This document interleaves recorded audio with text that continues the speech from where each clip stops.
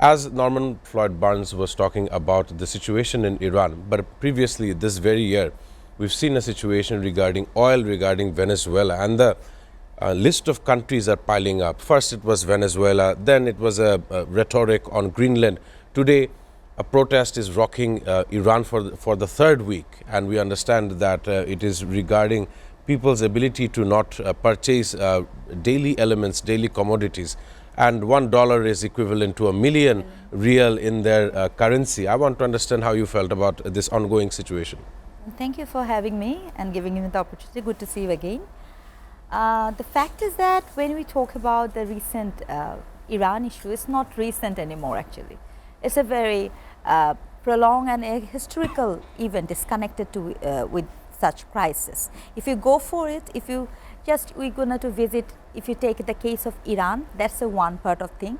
And if you want to take the case of oil alienation or oil as a weapon or oil, whatever the oil is something, it's a something of natural resources. And even though you talk about Greenland or anything, all of these countries has a very distinctive natural resources. And therefore, the country like US, they are very much aware of those things, and they are always trying to get those countries not only for their empowerment but also for their new colonial establishment. That's very important. So when you talk about Iran, Iran is not a case that you are just starting from the from 2020 or after 2000. It is before than that, because you know the Persian Empire was very much rich. They have a very strong historical nourishment, and being as a Muslim country,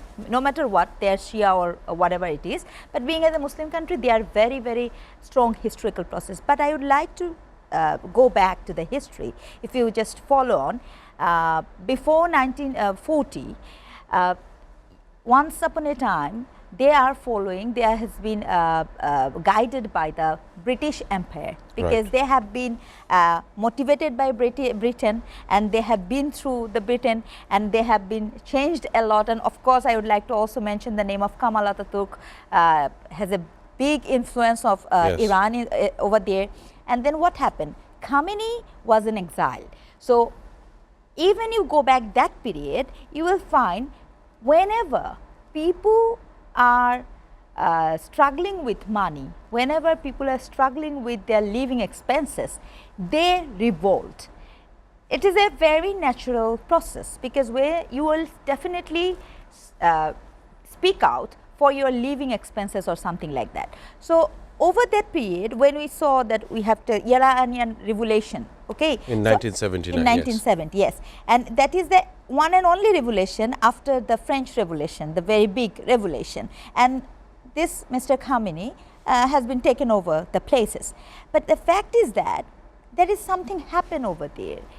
When Khomeini was there, he himself giving his all potentiality, focusing on creating their own weapon, own missile, own uranium, on all those style. And the fact is that one and only quote unquote Islamic state who has the capacity to build such weapons on their own merit. So these are the things makes Iran in the bottom of layer as a very threatening character for the other countries. That is one part. But in the other part, when Khomeini go over there within the boundary, within the country, nobody wants, like, if Islam is not something that I am just giving you or you have to follow the strict rules, because these are the thing has been capitalized against Khomeini. That's the issues actually.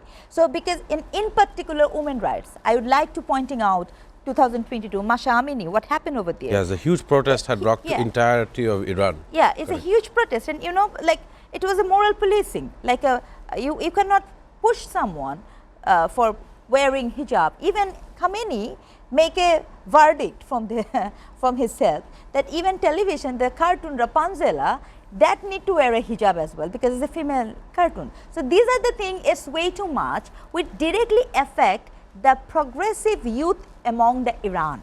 They might not feel the political or geopolitical outside global power, but they feel they have been excluded with the other youths or other things. So these are the things, there is a internal things as well, and there is a external things as well. And the dilemma is that, for an example, being as a Muslim, being as a human rightist, being as a as an anthropologist, I would like to go for the balance, because a Khamenei should be in the balancing power. Of course, we don't want any power like US or UK, that the supreme power. So Khamenei is a very good position. But on the other hand, when I dig up to the internal fact, what I found over there, the internal crisis is way too much.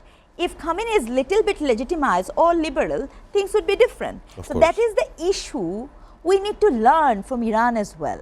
Because if you just go forward and move forward and think about it, it's very important.